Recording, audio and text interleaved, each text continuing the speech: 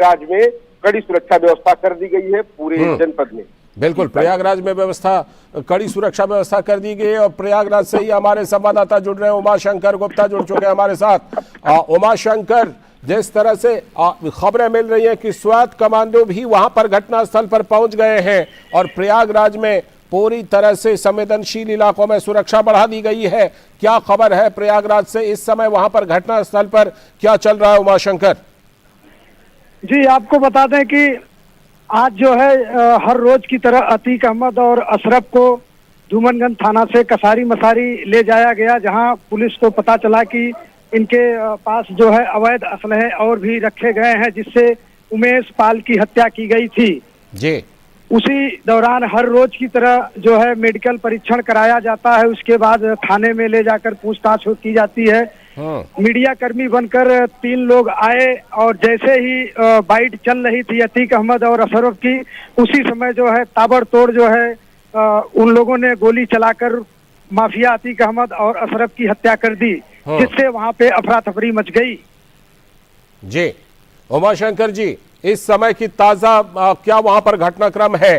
क्या वहां पर स्वैट के कमांडो पहुंचे हैं, ये खबर आ रही है? और क्या प्रयागराज में सुरक्षा व्यवस्था पूरी तरह से चौकस कर दी गई है? यहाँ पे जैसे ही घटना घटित हुई, वैसे ही जो है प्रयागराज पुलिस जो है मौके पर, कई थानों की पुलिस फोर्स पहुंच गई मौके पर, और आला अफसरान जी, पुलिस कमिश्नर रमेश शर्मा और डीएम संजय खत्री मौके पर पहुंचकर जायजा ले रहे हैं। काफी पुलिस फोर्स यहाँ पे मौजूद है। जी, उमाशंकर जी, क्या ये अब बिल्कुल ये इसकी पुष्टि हो रही है कि जो हमलावर थे वो रिपोर्टर बनकर आए थे, मीडिया कर्मी बनकर आए थे? हाँ, वो जो है बाकायदा इन लोगों ने आईडी ली थी, कैमरा ली थी और आई कार्ड टांगा हुआ था। और जो है जैसे ही इंटरव्यू इनका चल रहा था, बाइट चल रही थी अतीक अहमद माफिया की, वैसे ही ये लोग ताबड़तोड़ हमला कर दिए। उसी दौरान अफरा तफरी मच गई और तीनों सर पे दोनों को गोली मारी गई है, जिससे ऑन स्पॉट जो है अतीक अहमद और अशरफ की मौके पर ही मौत हो गई। जी बिल्कुल। और प्रयागराज में जो उमाशंकर जी, इन दोनों को मेडिकल जांच के लिए ले जाया जा रहा था, तो ये लगभग किस समय की घटना है उमाशंकर जी? ये करीब जैसे ही जो है कसारी मसारी धूमनगंज थाने से ले गए थे, करीब 8 बजे कसारी मसारी ले गए थे। उसके बाद वहां से लौटते समय जो है इनको थाने ले जाया जाता है।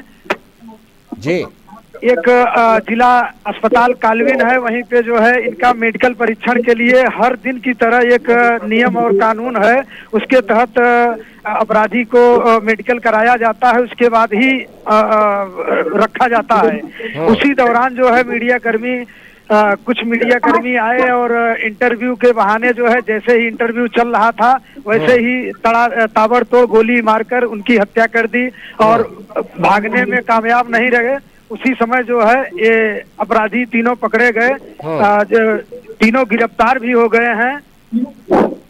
जी, उमाशंकर जी, जो ये 3 लोगों को गिरफ्तार किया गया है, 3 हमलावरों को, उसके बारे में कुछ और जानकारी मिल रही है?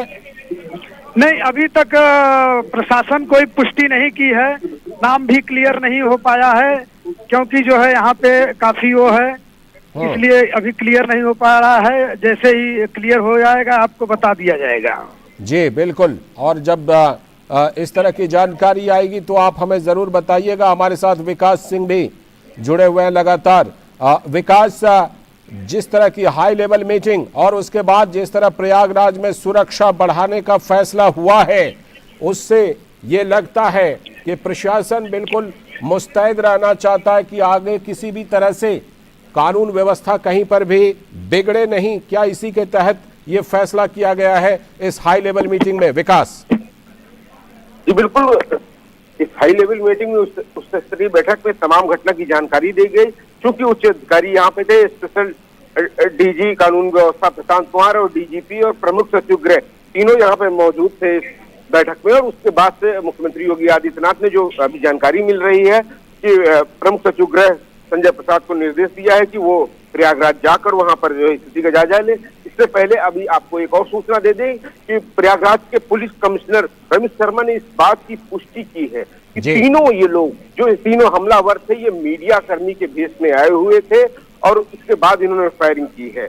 और अब पूरे प्रयागराज में सुरक्षा व्यवस्था के काफी ज्यादा इंतजाम कर दिए गए हैं। हाई अलर्ट पर प्रयागराज को रखा गया है और कहीं ना कहीं फॉरेंसिक टीम जो पहुंच गई है और उन तीनों युवकों के जो इरादे थे, अचानक से जब ताबड़तोड़ फायरिंग होती है, मीडिया कर्मी वहां पे मौजूद थे, बाइट चल रही थी और अचानक से ताबड़तोड़ जब फायरिंग होती है तो सभी स्तब्ध रह गए थे और वहां पर जो सूचना आ रही है एक मीडिया कर्मी और एक पुलिस सिपाही भी घायल हो गया था।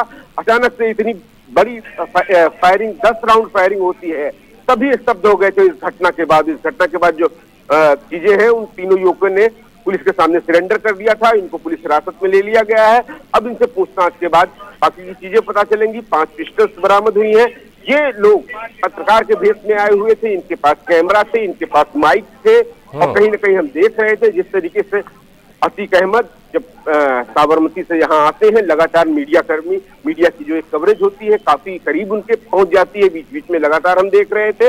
वही इस बार भी घटना में हुआ कि जो हमलावर आए थे मीडिया कर्मियों को उन्होंने काफी प्लान, काफी रिसर्च के साथ ये लोग आए होंगे क्योंकि करीब कैसे पहुंचा जा सकता है। पुलिस का एक सुरक्षा घेरा रहता है लेकिन मीडिया को जो थोड़ी बहुत छूट थी वो कहीं ना कहीं इस घटना का कारण बनी है। इस घटना के पीछे उनकी जो सिक्योरिटी प्लान था कहीं ना कहीं उसकी एक चूक हुई है। मुख्यमंत्री योगी आदित्यनाथ पूरी घटना पर नजर बनाए हुए हैं और कहीं ना कहीं इस घटना के बाद कोई और कानून व्यवस्था की स्थिति में कोई दिक्कत ना आए उसके लिए हाई अलर्ट रखा गया है। उच्च अधिकारियों को लगातार निर्देश दिए गए हैं कि कानून व्यवस्था की स्थिति अच्छी बनी रहे, उसके लिए लगातार निर्देश दिए गए हैं। प्रयागराज में हाई अलर्ट किया गया है, धारा 144 लगा दी गई है। तो इस पूरी घटना को लगातार प्रशासन ने बड़ी गंभीरता से लिया है। गंभीर घटना है, एक बड़ी घटना है, स्तब्ध कर देने वाली घटना है। विकास, जिस बात का आप जिक्र कर रहे थे, ये जो 3 हमलावर रिपोर्टर बन करके आए, इसका मतलब ये हुआ कि पिछले कई हफ्तों से ये लगातार नजर रख रहे होंगे कि जिस तरह से अतीक मीडिया से बात करता है तो मीडिया कर्मी बन करके अगर जाया जाए तो उसके करीब पहुंचा जा सकता है और ये हमला किया जा सकता है। तो पूरी योजना बनाई होगी इन 3 हमलावरों ने। विकास, बिल्कुल राजेंद्र, आप सही कह रहे हैं। जिस तरीके से हम देख रहे थे कि इससे पहले एक कांड हुआ था उत्तर प्रदेश में विकास दुबे का, उसके बाद से जो है कह रहे हैं लगातार मीडिया कवरेज कर रही थी और लगातार हम देख रहे थे लगातार जो कवरेज हो रही थी साबरमती से लेकर प्रयागराज तक मीडिया की गाड़ियां करीब रहती हैं, अतीक अहमद के काफिले के साथ रहती हैं और बीच बीच में जहां अतीक अहमद रुकता था मीडिया कर्मी उसके काफी करीब पहुंच जाते थे। और कहीं ना कहीं जो ये हमलावर है उन्होंने इसको बिल्कुल इस पूरी प्लानिंग को देखा, इस पूरी घटना को देखा, उस पर अपनी प्लानिंग तैयार की होगी और मीडिया कर्मी के भेष में ही आज उनके पास पहुंचे और जब उनकी बाइट लेने का प्रयास हो रहा तो उनकी बाइट चल रही थी, वो काफी करीब पहुंच गए और अचानक से उन्होंने फायरिंग कर दी। उस फायरिंग के दौरान दोनों की मौत हो जाती है और बाकी सभी लोग अचानक से स्तब्ध रह जाते हैं। कुछ भी किसी की समझ में नहीं आता है। जब अचानक से पिस्टल के द्वारा लगातार फायरिंग होने लगती है, सभी लोग स्तब्ध गए। उसके बाद पुलिस कर्मियों ने फिर भी बहादुरी के साथ उन्होंने सरेंडर किया। तीनों लोगों को उन्होंने अपनी हिरासत में ले लिया है। अब फॉरेंसिक टीम पहुंची है, देखेगी कि जो फायर किए गए हैं उसमें किस तरीके की गोली का इस्तेमाल किया गया था, पिस्टल्स कौन है, ये विदेशी पिस्टल्स हैं, ये किस तमंचों का प्रयोग किया गया है, ये सारी चीजें फॉरेंसिक जांच के बाद पता चलेंगी और उनसे पूछताछ के दौरान उनके इरादे पता चलेंगे कि आखिर क्या कारण था जो उन्होंने नारेबाजी की है वहां पर, वो भी क्या एक साजिश का हिस्सा है। जिस तरीके से हमने देखा कि अतीक अहमद के पास, अकेले अतीक अहमद के ऊपर 100 से ज्यादा केस है। एक बड़ा माफिया है। सिर्फ प्रयागराज ही नहीं, प्रयागराज के आसपास जनपदों में अतीक अहमद का एक खौफ होता था। धूमनगंज थाने वो क्षेत्र है जहां पर अतीक अहमद चलते थे तो सन्नाटा पड़ जाता था। आज वहीं पर मेडिकल कॉलेज का एक रूटीन मैंडेटरी जांच होती है, उसके लिए उनको ले जाया जाता है और उस दौरान मीडिया कर्मियों से बातचीत के दौरान उनकी हत्या हो जाती है। आमतौर पर देखते थे अतीक अहमद मीडिया का इस्तेमाल करता था, अपनी बातें वो कहीं न कहीं मीडिया के जरिए अपने लोगों तक पहुंचाने का प्रयास करता था। आज वही उसकी हत्या का कारण बना है। जी, तस्वीरें हम देख रहे हैं कि सीएम आवास पर जो हाई लेवल मीटिंग चल रही है उसकी तस्वीरें हम अपने टेलीविजन स्क्रीन पर देख पा रहे हैं। मुख्यमंत्री आवास लखनऊ में जो बैठक चल रही है वहां की तस्वीरें, मुख्यमंत्री आवास के बाहर की तस्वीरें आप अपने टेलीविजन स्क्रीन पर इस समय देख रहे हैं। और इसी बैठक में, इस उच्च स्तरीय बैठक में जिसमें मुख्यमंत्री योगी आदित्यनाथ हैं, special DG law and order Prashant Kumar हैं, एडीजी लॉ एंड ऑर्डर, और इसके साथ ही तमाम बड़े ऑफिसर वहां पर मौजूद हैं। ये फैसला हुआ है विकास कि पीएसी और आरएएफ के जवानों की तैनाती इलाहाबाद में रहेगी। क्या कुछ और जानकारी मिल पाई है कि कितनी कंपनियों की तैनाती के बारे में, या कुछ और फैसला वहां की सुरक्षा को बढ़ाने के लिए लिया गया है? विकास, बिल्कुल बिल्कुल पहुंचना चाहिए जी। बिल्कुल ये बैठक चल रही है, कहीं ना कहीं ये सब दर्शाता है कि किस तरीके से मुख्यमंत्री योगी आदित्यनाथ इस घटना के बारे में लगातार संज्ञान लिए हुए हैं और कहीं ना कहीं जो ये घटना अंजाम दी गई है।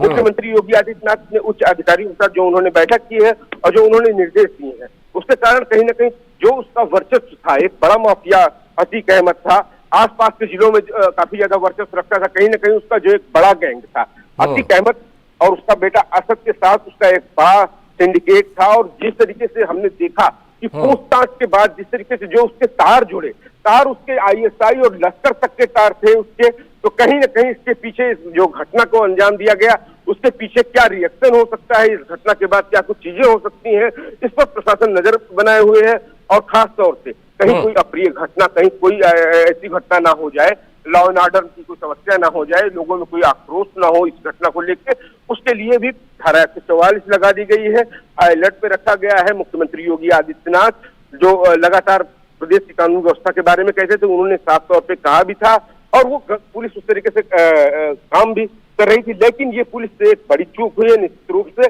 पुलिस की हिरासत में माफिया चाहे जो भी हो, लेकिन अगर पुलिस की कस्टडी में रूटीन मैंडेटरी चेक के लिए जा रहा है और अचानक से उसकी हत्या हो जाती है, लेकिन हत्या का कारण ये देखना होगा लालचंद कि वही मीडिया जो उसको करीब, जो उसका वो प्रयोग करता था अपनी सुरक्षा के लिए, अतीक अहमद जानता था कि मीडिया के कैमरों के सामने उसके साथ कहीं कुछ गलत नहीं होगा, वही उसकी मौत का कारण बनती है कहीं ना कहीं। इसके लिए जो इनका प्लान था, पुलिस का प्लान था, इसके ऊपर जरूर प्रश्न चिन्ह लगता है। इसके बारे में कार्रवाई भी निश्चित रूप से हुई होगी। मुख्यमंत्री योगी आदित्यनाथ जिम्मेदारी तय करने के लिए अधिकारियों को निर्देश दे चुके हैं और बाकी चीजें सुबह तक साफ हो जाएंगी कि कौन वो लोग हैं, इनके पीछे क्या इनकी मंशा थी और इन्होंने जो हत्या की, जो नारेबाजी की, इनके कहां से ये लोग ताल्लुक रखते हैं। क्योंकि जो बाइक बरामद हुई थी वो प्रयागराज के बाहर कौशाम्बी की कही जा रही है। मीडिया कर्मी के रूप में ये लोग आए थे, तो ये लोग कब से ये प्लानिंग कर रहे थे, इनके दिमाग में क्या चल रहा था और कितने लंबे समय से इनकी ये प्लानिंग थी उनकी हत्या करने की, हत्या के पीछे मंशा क्या हो सकती है, इसके पीछे के क्या तार हो सकते हैं, ये सारी चीजें जांच के बाद पता चलेंगी। उच्च अधिकारी इसको बारे में जो है कह रहे कोई ब्रीफ करेंगे, लेकिन हाल ही में फिलहाल अभी आम पुलिस वालों को ये कह दिया गया है कि मीडिया से अभी कोई फिलहाल बात नहीं करेगा। तो चूंकि उच्च अधिकारी हाई लेवल पर ही बात होगी, अभी इससे पहले प्रयागराज के पुलिस कमिश्नर ने इस बात को बताया था कि मैंडेटरी चेक के लिए, रूटीन चेकअप के लिए उसको ले जाया गया था वहां पर, और जो लोग करीब पहुंचे थे वो मीडिया कर्मी के रूप में ही उसके करीब पहुंच पाए थे। तो कहीं ना कहीं मीडिया कर्मी के रूप में पहुंचे थे और बिल्कुल वही एक कारण बना जिसको वो अपनी सुरक्षा समझ रहा था, वही उसकी मौत का कारण बना। जी विकास, जो खबर आ रही है उसमें यूपी 73 नंबर की बाइक जो है, मोटरसाइकिल, वो बरामद हुई है और इसके साथ ही जो कैमरा आईडी, जो चैनल आईडी होता है रिपोर्टर का, वो भी बरामद हुआ है। क्या उसके बारे में भी कुछ जानकारी मिल पाई है कि किस तरह का वो मीडिया कर्मी का रूप धर कर आए थे?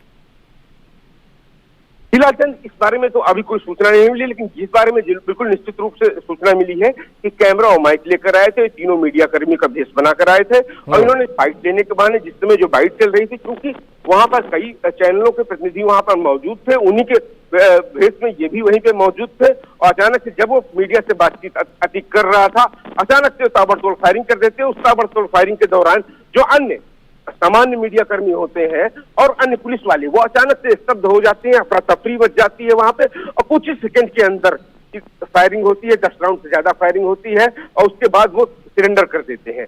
तो इन तीनों के बारे में अभी शुरुआती उनके जो नाम थे वो बताए गए हैं, तो अभी उससे ज्यादा की अभी जानकारी नहीं दी गई है। जैसे ही जानकारी मिलती है उच्च अधिकारी के द्वारा दी जाएगी, वो ब्रीफ की जाएगी। लेकिन फिलहाल मीडिया कर्मी के भेष में ये हत्यारे आए हुए थे, इन हत्यारों के पास से 5 पिस्टल्स हुई हैं, तो इनकी एक जरूर मंशा थी कि ये हत्या से कम कुछ नहीं सोचना चाहते थे। ये पूर्ण रूप से जितनी ताबड़तोड़ फायरिंग की, निश्चित रूप से इनका इरादा हत्या ही था, सिर्फ घायल के डर फैलाना नहीं था। हत्या के इरादे से ही आए थे, हत्या इन्होंने की है। अब हत्या के पीछे उद्देश्य क्या है इनका, ये इनसे पूछताछ के बाद ही पता चलेगा। घटना के समय के बारे में, जिस समय घटना ये घटी और जिस समय ये गोली मारी गई, उस समय के बारे में कुछ और जानकारी मिल पा रही है अभी तक विकास की? क्या मौका वारदात पर जब ये फायरिंग हुई उसी समय अतीक और अशरफ दोनों ने दम तोड़ दिए या किसी तरह से पुलिस ने उनको बचाने की कोशिश की थी? फिलहाल चंद हम तस्वीरों में साफ देख सकते हैं जिस तरीके से उन्होंने फायरिंग की, हमलावरों, तीनों हमलावरों ने फायरिंग की। जो उनके हथियार थे, पिस्टल्स थे, और काफी भारी मात्रा में 10 राउंड से ज्यादा फायरिंग की गई है। तो निश्चित रूप से ये तो मेडिकल रिपोर्ट ही बताएगी कि दम तोड़ने का क्या कारण होता है, लेकिन निश्चित रूप से जो फायरिंग हुई है उसके बाद घटना स्थल पर ही उनका दम टूट गया। फायरिंग इतनी जबरदस्त थी, इतने करीब से की गई थी फायरिंग, वहां पर दोनों के मृतक शरीर पड़े हुए थे। उसके बाद रूटीन प्रक्रिया होगी, पोस्टमार्टम होगा, पोस्टमार्टम की रिपोर्ट के बाद घटना के कारण बताए जाएंगे। गोली किस तरीके की थी उसके वो सारी चीजें फॉरेंसिक जांच में आएंगी। लेकिन फिलहाल जो इरादा था हत्या करने का, हत्या करने के इरादे से जो आए थे वो तुरंत जो है कह रहे हैं उन्होंने उस घटना को अंजाम दिया। और एक और बड़ी सूचना मिल रही है, मुख्यमंत्री योगी आदित्यनाथ के आवास पर मुख्यमंत्री के सचिव एसपी गोयल भी पहुंचे हुए हैं। यहाँ पर मुख्यमंत्री लगातार बैठक ले रहे हैं, अभी भी बैठक चल रही है। इस घटना के बारे में लगातार मुख्यमंत्री निगरानी बनाए हुए हैं। बिल्कुल, लगातार निगरानी बनाए हुए हैं। जिस तरह से हमलावर ने हमला करने के बाद भागने की कोशिश की या पुलिस ने उनको धर दबोच लिया, उसके बाद से उन तीनों हमलावरों को से पूछताछ इस समय चल रही है। इस बारे में कोई जानकारी, क्या कुछ जानकारी इन तीनों हमलावरों के बारे में और कुछ जानकारी निकलकर सामने आ पा रही है विकास? लालचंद, इस घटना के बारे में शुरुआती दौर में यही जानकारी मिल रही है अभी। तीनों मीडियाकर्मी थे, मीडियाकर्मी के भेष में आए हुए थे और ये सातिर हत्यारे थे। इनके पास से 5 पिस्टल्स थी, इनके कैमरा और माइक लेकर आए हुए थे। इनके जो इरादे थे इन्होंने साफ झलकाए। सबसे पहले वो करीब उनके पहुंचना चाहते थे, क्योंकि उसी समय अतीक अहमद मीडिया से बात कर रहा था, वो और उनके करीब आ गए और बहुत ही करीब से उन्होंने तमंचे से सीधे अशरफ और अतीक के ऊपर फायर किया, जिसमें उनकी मौत हो गई है। इसके बाद 100 के बाद वहां पर फॉरेंसिक टीम पहुंची है।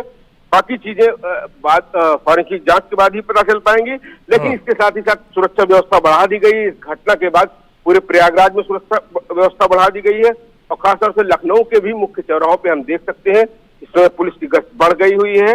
और कहीं ना कहीं ये जो घटना है एक बड़ी घटना है, लोगों को स्तब्ध कर देने वाली घटना है। अतीक अहमद जिस तरीके से माफिया, जिस तरीके से रसूख रखता था, सिर्फ प्रयागराज के धूमनगंज थाने पे ही नहीं, उसका आसपास के कई जनपदों पे एक वर्चस्व था। आमतौर पे देखते हैं जिस तरीके से कई दशकों से वो राजनीति से भी जुड़ा हुआ था। राजनीति के कहा जाता है कि राजनीति में एक अपनी पैठ रखता था। उसके बाद से खासतौर से हम देखते हैं कि इस जैसे माफिया को राजनीतिक प्रश्रय जो दिया जाता है, एक घटना बड़ी अंजाम होती है। राजू पाल को विधायक रहते हुए उसकी हत्या हो जाती है।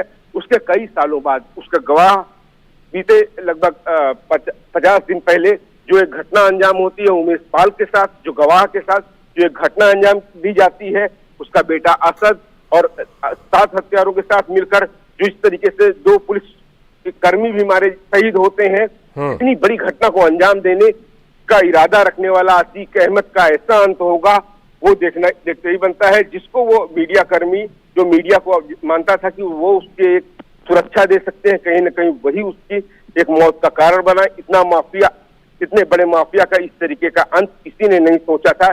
इसीलिए सभी लोग स्तब्ध हैं। मुख्यमंत्री योगी आदित्यनाथ इस पूरी घटना पर नजर बनाए हुए हैं। उच्च अधिकारियों के साथ बैठक चल रही है। आगे की क्या रणनीति होगी, क्या कार्रवाई होगी। प्रयागराज जनपद में हाई सिक्योरिटी कर दी गई है और आसपास के इलाकों में धारा 144 लगा दी गई है कि किसी तरीके से किसी भी दिक्कत का सामना न करना पड़े। पुलिस ने शवों को अपने कब्जे में लेकर पोस्टमार्टम के लिए भेज दिया है। अब आगे की कार्रवाई की जाएगी। फॉरेंसिक टीम पहुंच चुकी है, एसटीएफ की टीम पहुंच चुकी है। वहां पर घटना के कारणों की तलाश की जाएगी और साथ ही साथ वो तीनों युवक जो हत्या के इरादे से ही आए थे, उन्होंने उस घटना को अंजाम दिया है, उनसे पूछताछ हो रही है, उनसे क्या पूछताछ हो रही है, वो उसके लिए जो निर्देश दिए गए हैं कि आमतौर पर अब मीडिया से बातचीत तो नहीं होगी, अब उच्च अधिकारी उच्च ब्रीफिंग जो होगी उसमें ही तमाम सारी बातें निकल कर सामने आएंगी। बिल्कुल, जिस तरह से आप अभी विकास बता रहे हैं कि मुख्य सचिव भी इस बैठक में पहुंचे हैं, तो जाहिर सी बात है कि ये जो उच्च स्तरीय बैठक है जो सीएम आवास पर इस समय चल रही है, वहीं के बाहर की अब तस्वीरें दिखा रहे हैं, तो सीएम आवास की ये बैठक और थोड़ी देर और चल सकती है, जिसमें कि कई और बड़े फैसले हो सकते हैं।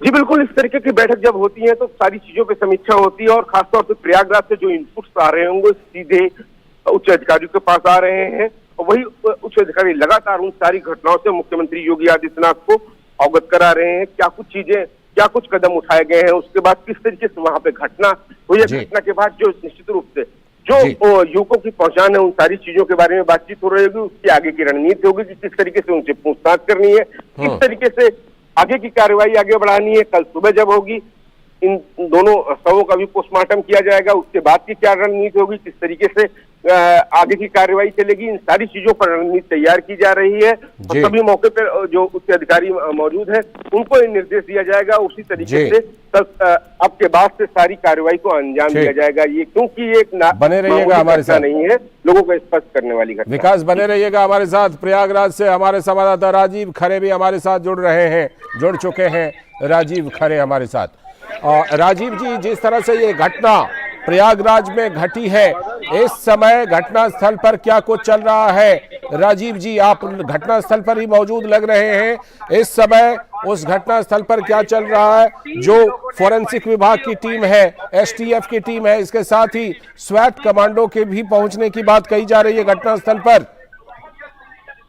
जी देखिए, आपको बता दें ये घटना रात 10 बजे की है और यहाँ पर फोरेंसिक टीम पहुंच चुकी है और वो पूरी जांच अपनी पूरी मुस्तैदी के साथ कर रही है।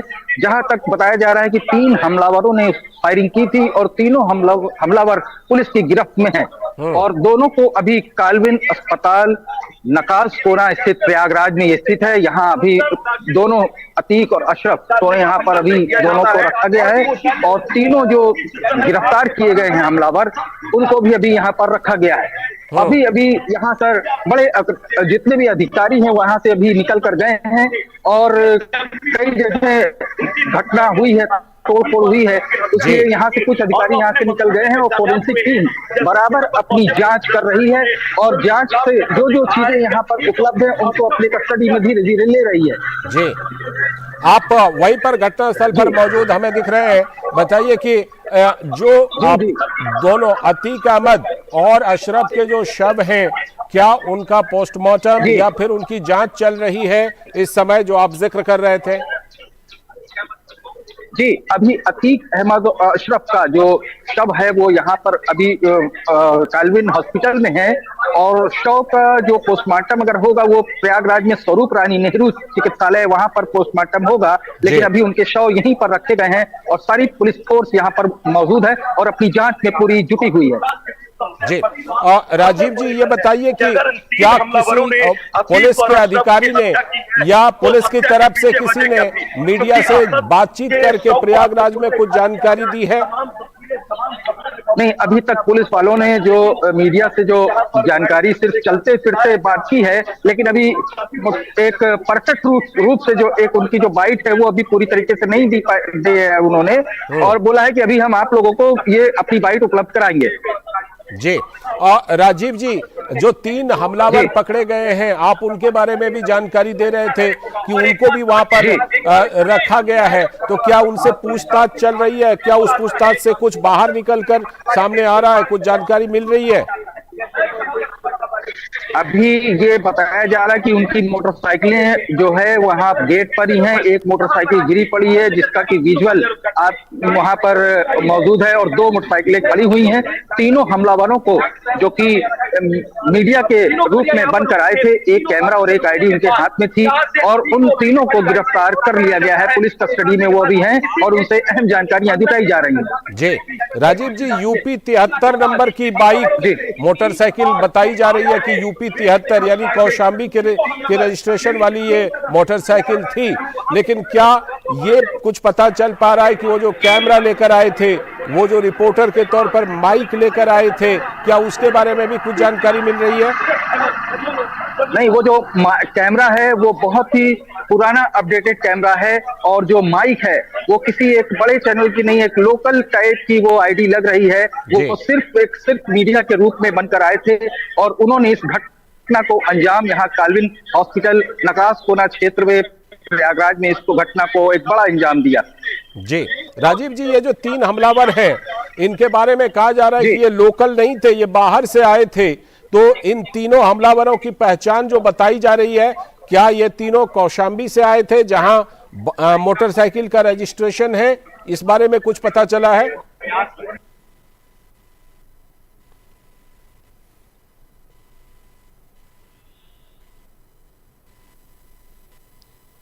हमारे संवाददाता यहाँ अस्पताल के मेन गेट पर पड़ी हुई हैं, और वो उनके द्वारा जो भी जानकारियां हैं वो पुलिस अपने साक्ष्य इकट्ठा कर रही है।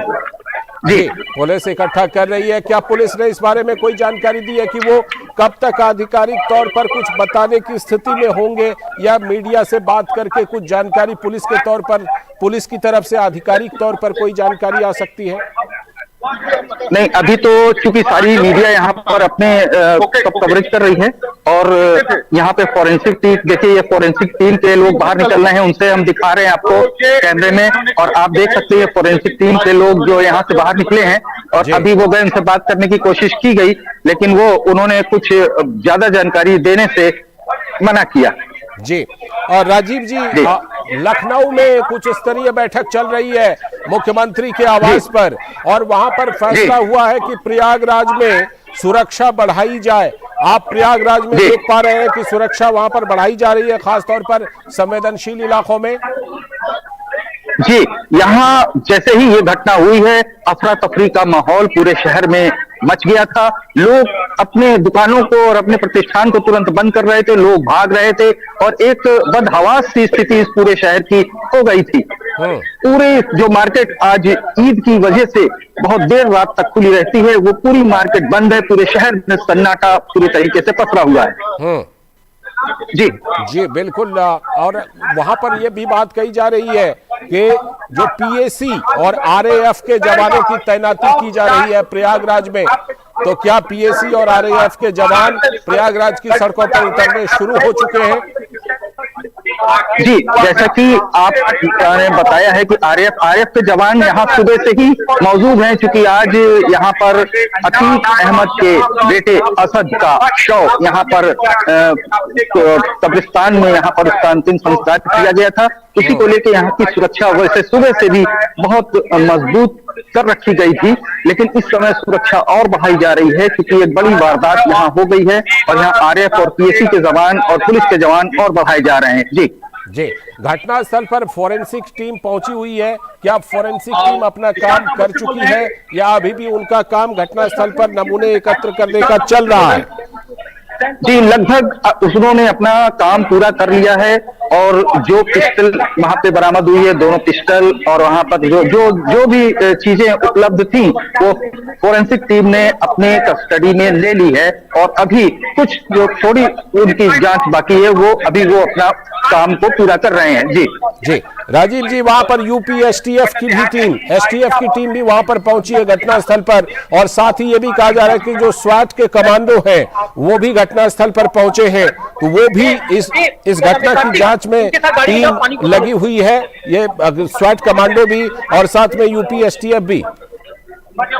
जी, यूपी एसटीएफ यहाँ पर पहुंची हुई है, और कमांडो भी यहाँ पर पहुंचे हुए हैं, और उन्होंने पूरा मोर्चा अपने स्तर से संभाल रखा है, पूरा हॉस्पिटल अपने कस्टडी में ले रखा है, जिस हॉस्पिटल के अंदर ये अभी अतीक और अशरफ के शव को रखा गया है, और वहां पर पूरे मौके पर पूरे मुस्तैद है एसटीएफ की टीम और सैफ की टीम। जी राजीव जी, जिस समय ये घटना घटी, खबर ये भी आ रही है कि उसमें एक पुलिसकर्मी भी घायल हुए हैं। क्या उनके बारे में कुछ जानकारी, उनकी पहचान कुछ हो पाई है? कौन है पुलिसकर्मी जो घायल हो गए इस हमले में? जी, क्योंकि जो यहाँ पर उन लोगों को मेडिकल जांच के लिए लाया गया था, उन्हीं के साथ पूरी एक टीम में एक पुलिसकर्मी थे, जो जब गोलियां चलने लगी तो इसमें से एक पुलिसकर्मी घायल हुआ है। उसका भी उपचार वहां चल रहा है हॉस्पिटल में। जी, साथ ही राजीव जी, क्या मीडिया कर्मी, जो असली मीडिया कर्मी थे, जो असली रिपोर्टर थे, जो असली कैमरामैन थे, उनमें से भी किसी को कोई चोट आई है? उनमें भी कोई घायल हुए हैं? जी, ANI के एक कैमरामैन को चोट आई है और वो घायल हुए हैं। उनको यहाँ पर जो उपचार, प्राथमिक उपचार के बाद उनको दूसरे हॉस्पिटल में यहाँ से शिफ्ट किया गया है। वो ANI के कैमरामैन थे जो यहाँ पर मौजूद थे और उनको, वो भी इस घटना में घायल हो गए। और इस समय की हम जी, इस समय की एक बड़ी खबर हम दे देते हैं कि उत्तर प्रदेश के मुख्यमंत्री योगी आदित्यनाथ ने एक 3 सदस्यीय न्यायिक समिति की गठन का फैसला किया है। न्यायिक समिति के गठन का आदेश दिया है। 3 मेंबर जुडिशियल कमीशन इस पूरे हत्याकांड की जांच के लिए एक 3 सदस्यीय न्यायिक समिति के गठन का आदेश उत्तर प्रदेश के मुख्यमंत्री ने दिया है। इस तरह की खबरें इस समय ब्रेकिंग न्यूज आ रही है उस हाई लेवल मीटिंग से, जो कि एक उच्च स्तरीय बैठक चल रही है। आप हमारे साथ बने रहिएगा। राजीव जी, मैं एक बार फिर से अपने संवाददाता विकास से जुड़ने की कोशिश करता हूं। विकास, आप हमारे साथ मौजूद हैं?